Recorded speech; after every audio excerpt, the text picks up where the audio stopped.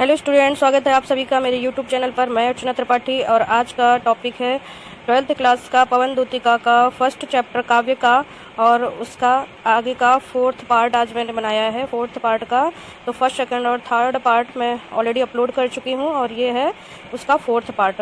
तो मैं यहाँ तक आपको पढ़ा चुकी थी पिछले वीडियो में कि राधा जी ने पवन को दूती बना करके मथुरा के लिए भेजा है और अपना संदेशा भेजा है कि कृष्ण से जाकर के मेरा संदेशा कह देना।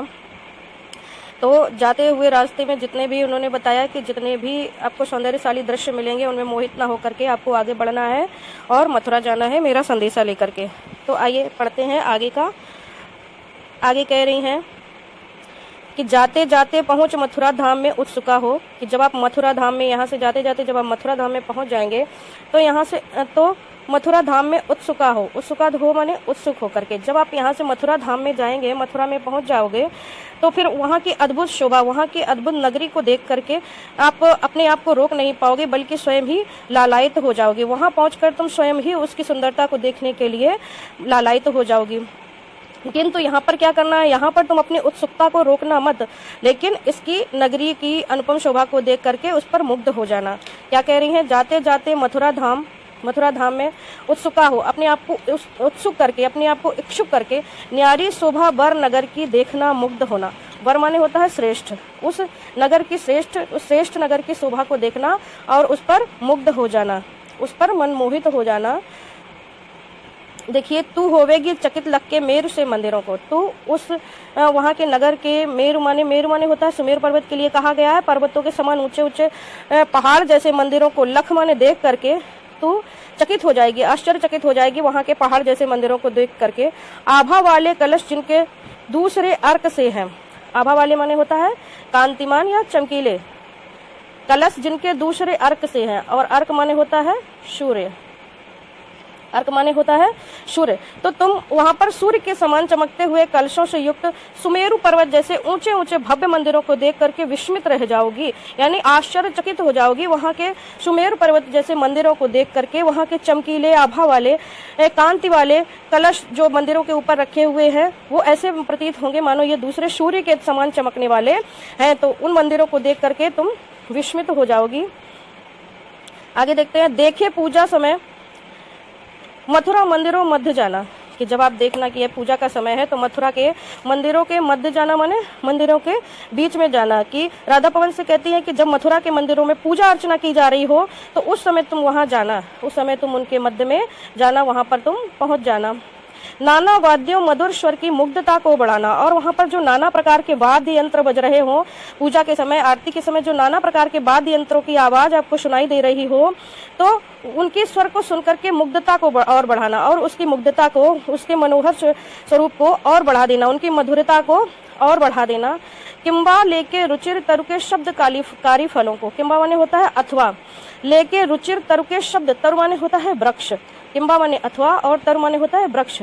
शब्दकारी फलों से, शब्दकारी माने होता है आवाज करने वाले फलों, आवाज करने वाले। वहां पर क्या कह रही है कि वहां पर जाकर के वाद्य यंत्रों की आवाज में आवाज मिलाकर उनकी मधुरता को और बढ़ाना। अन्यथा यानी अथवा, किंबा माने अथवा, अपनी रुचि से किसी वृक्ष के शब्द रूपी फलों के स्वरों को सुनकर के मुग्ध हो अपने मधुर स्वर में उनका साथ देना।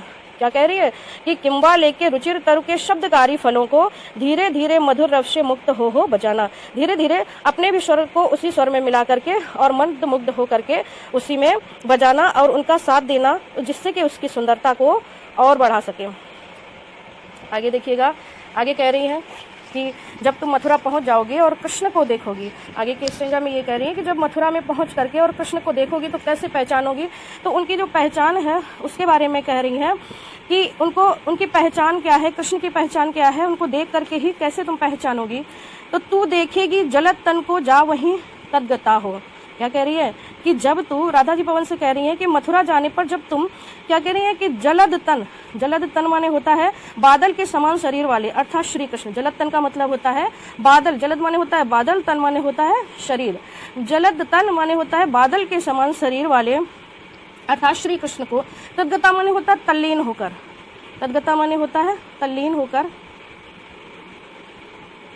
तल्लीन होकर जब देखोगे तुम बादल के समान शरीर वाले अर्थात श्री कृष्ण को, अर्थात बादल के समान यानी कि सांवले रंग के जब शरीर वाले श्याम को यानी कृष्ण को तुम देखोगे तो उसी में कैसे हो जाओगे, तल्लीन हो जाओगे। श्याम वर्ण वाले कृष्ण को उन्हीं में तल्लीन होकर जब तुम देखोगी तो होंगे लोने नयन उनके ज्योति उत्तीर्णकारी। तो उनके जो नेत्र होंगे, लोने माने होता है सलोने, नयन माने होता है नेत्र, तो जब उनके तुम वो सलोने नेत्र देखोगी तो उत्तीर्णकारी माने होता है ज्योति, उत्तीर्णकारी माने होता है प्रकाश बिखेरने वाले। तो उनके जो सुंदर सलोने नेत्र होंगे तो उनकी आंखों से एक प्रकाश निकल रहा होगा, उनके सुंदर आंखों से प्रकाश निकल रहा होगा।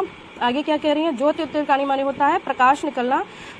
मुद्रा होगी वर वदन की मूर्ति सी सौम्यता की, मुद्रा माने होता है भाव भंगिमा, मुद्रा होगी वर वदन की मूर्ति की सौम्यता सी।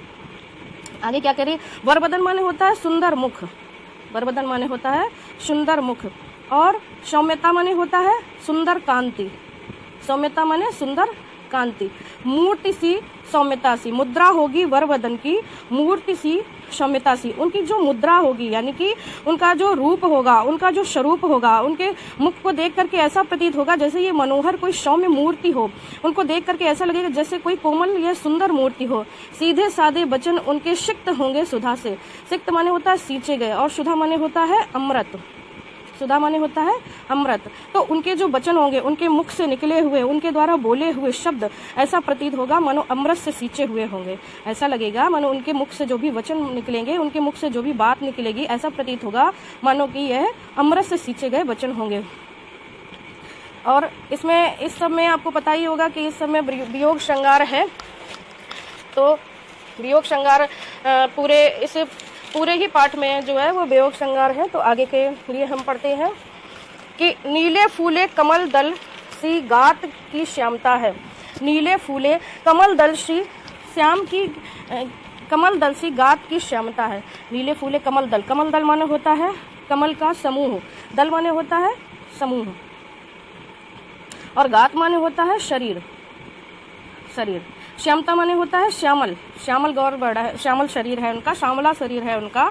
तो वहां पर कहा गया है नीले फूले कमल दल सी गात की श्यामता पर। तो जब तुम वहां पर देखोगे कि हे दूती, उनका जब शरीर नीले खिले हुए कमल के समूह के सदृश श्यामला और मनोरम है, कि हे दूती, हे पवन दूती, क्या कर रहे हैं, नीले फूले कमल के समान उनका जो शरीर है वह श्यामल है, यानी कि उनका जो श्यामला शरीर है वह नीले फूले कमल के समूह के सदृश लगता है। कमल के जैसे बहुत सारे कमल के समूह हो तो उनके जैसा लगता है। फिर आगे क्या कह रहे हैं, पीला प्यारा बसन कट में पहनते हैं फबीला, कि वे कमर पर पीला, पीला माने पीताम्बर, क्या पहनते हैं, पीताम्बर पहनते हैं। तो वह अपने कमल पर जो है वह पीला पीताम्बर पहनते हैं। वसन माने होता है वस्त्र, कटि माने होता है कमर, पहनते हैं पीला प्यारा बसन पहनते हैं फबीला, फबीला माने होता है सुंदर दिखने वाला, बहुत ही सुंदर और मनोरम दिखने वाला। तो पीताम्बर जो है वो अपनी कमर पर वो पहनते हैं, फबीला माने सुंदर दिखने वाला जो पीताम्बर है वो अपनी कमर पर वो पहनते हैं। छोटी काली अलख मुख की कांति को है बढ़ाती, तो उनके अलख माने होता है बाल, छोटी काली अलख मुख की कांति को है बढ़ाती, तो उनकी जो बालों की लटकी एक लट है उनकी मुख की शोभा को और बढ़ा देती है, उनके मुख की कांति माने उनके मुख की शोभा को और बढ़ा देती है। सदवस्त्रों में नवल तन की फूटती सी प्रभा है, तो उनके जो सुंदर, उन्होंने सदवस्त्रों माने होता है सुंदर वस्त्र, उन्होंने जो सुंदर वस्त्र धारण किए हैं, नवल माने नए, उन्होंने जो नए सुंदर वस्त्र धारण किए हैं उससे कृष्ण के सौम्य शरीर से प्रकाश की किरणें सी निकलती रहती हैं। तन माने होता है शरीर से, फूटती सी प्रभा है, प्रभा माने प्रकाश, प्रकाश की किरणें सी फूटती निकलती रहती हैं। यानी कि अब आगे देखिए इसमें क्या कह रहे हैं कि उनके नीले, उनका जो शरीर है वो कैसा है, नीले खिले हुए कमल के समूह के सदृश श्यामला शरीर है। वे कमर पर पीताम्बर पीला प्यारा वसन कट पे पहनते हैं फबीला, वह कमर पर पीला प्यारा वस्त्र जो है वह फबीला यानी सुंदर दिखने वाला वस्त्र पहनते हैं, पीताम्बर पहनते हैं अपनी कमर पर। छोटी काली अलग मुख की कांति को है बढ़ाती, तो उनके जो मुख पर काली एक लट निकल रही होती है वह उनके मुख की कांति को, उनके मुख की शोभा को, उनके मुख की आभा को और बढ़ा देती है। सद वस्त्रों में नवल तन की फूटती सी प्रभा है, और उन्होंने जो वस्त्र, नए वस्त्र तन पर धारण किए हैं उससे ऐसा प्रतीत होता है जैसे मानो किरणें सी निकल रही हैं, उनके वस्त्रों से मानो किरणें सी निकल रही हैं। सांचे ढाला सकल बपु है दिव्य सौंदर्यशाली, यानी कि उनका जो सांचा है, उनका जो शरीर है वो ऐसे सांचे में ढाला गया है। अर्थात क्या कह रही है कि उनका जो शरीर है वो एकदम सुडौल शरीर है, जिसको देख करके कोई भी मोहित हो सकता है। तो आगे कह रही है सांचे ढाला सकल बपु है दिव्य सौंदर्यशाली। बपु माने होता है शरीर, बपु माने शरीर। तो उनका जो शरीर है वो ऐसे सांचे में डाला गया है। दिव्य माने अलौकिक होता है और सौंदर्यशाली सुंदर दिखने वाला। तो सांचे ढाला सकल बपु है दिव्य सौंदर्यशाली। उनका जो शरीर है वो बिल्कुल सुडौल है और दिव्य सौंदर्यशाली है, देखने में बहुत ही अलौकिक है। सत पुष्पों से सुरभ उसकी प्राण संपोषिका है। सत पुष्पों माने होता है सैकड़ों पुष्पों की, और सुरभि माने होती है सुगंध। सैकड़ों पुष्पों की ऐसा प्रतीत होता है, उनके शरीर को देख करके ऐसा प्रतीत होता है जैसे उनके शरीर से निकलने वाली सुगंधित पुष्पों के सदृश सुगंध प्राणों का पोषण करने वाली, अर्थात मन को आह्लादित करने वाली है। उनके जो प्राण संपोषिका है, प्राणों का पोषण करने वाली, एक सत पुष्पों यानी कि सैकड़ों पुष्पों की सुगंध की जैसे निकलती है, जो उनके प्राणों को संपोषक करती है, यानी कि प्राणों का पोषण करने वाली है। अर्थात वो जो उनके प्राणों को पोषण करने वाली सुंदर सुगंधित है, सुगंध है, वो फूलों की सी है, वह मन को आह्लादित करने वाली है। दोनों कंधे वृषभ वर्षे हैं, बड़े ही सजीले। उनके जो दोनों कंधे हैं वो है वृषभ वर्षे, यानी कि सांड के समान। यहाँ पर ये इसका अर्थ दिया गया, वृषभ वर्षे मतलब है सांड के समान, अर्थात इसका मतलब है बलिष्ठ, बहुत ही प्रभावकारी, बहुत ही बलिष्ठ। उनके जो कंधे हैं वो दोनों बड़े ही बलिष्ठ हैं, बड़े ही हैं सजीले, यानी कि उनके कंधों को देखने से ऐसा प्रतीत होता है जैसे कि वह उत्तम कोट के सांड के कंधे हो, यानी कि बहुत ही बलिष्ठ हो। यहाँ कहने का भाव यह है कि श्री कृष्ण के कंधे अति बलिष्ठ हैं। आगे राधा जी कहती हैं कि लंबी बाहें कलभ कर्षि शक्ति की पेटिका है, कि उनकी जो लंबी लंबी बाहें हैं, उनकी जो लंबी लंबी भुजाएं हैं, कृष्ण की जो लंबी लंबी भुजाएं हैं वह हाथी की सूंड के सदृश। कलभ कर माने होता है हाथी की सूंड के सदृश, और शक्ति माने होता है बल, और पेटिका माने होता है पेटी, पिटारी जिसको बोलते हैं, पिटारी। तो क्या कह रही हैं राधा जी आगे कह रही हैं कि उनकी जो कृष्ण की जो भुजाएं हैं वो हाथी के सूंड के सदृश, बल की पिटारी, अर्थात अति शक्तिशाली है। उनकी भुजाएं जो हैं वो बहुत ही शक्तिशाली हैं। आगे देखते हैं, आगे कह रही हैं कि राजाओं सा सिर पर लसा दिव्य आपेड़ होगा, कि उनके सिर पर एक राजाओं के समान, राजाओं का जैसे जिस प्रकार से लसा माने होता है शोभित होना, लसा माने होता है शोभित, और दिव्य माने होता है अलौकिक, और आपीड़ होना माने होता है मुकुट, आपीड़ होगा, आपीड़ माने होता है मुकुट, मुकुट।